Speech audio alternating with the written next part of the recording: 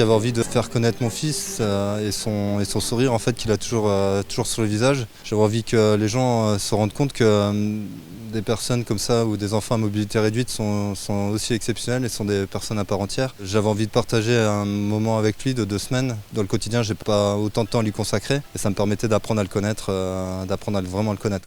Nous sommes donc partis de Villelongue de la Salanque, lieu de résidence de mes parents. Lourdes parce que je pense que c'est empreint d'une très belle énergie et j'avais envie de finir en beauté. Je pense que ça pouvait pas être mieux que Lourdes en tout cas, quoi.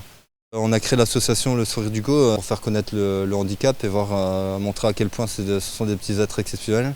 Je souhaitais aussi lever des fonds en fait, pour des thérapies qui pourraient être utiles pour lui, pour le stimuler. C'est des thérapies qui sont très chères et notamment pas remboursées en France.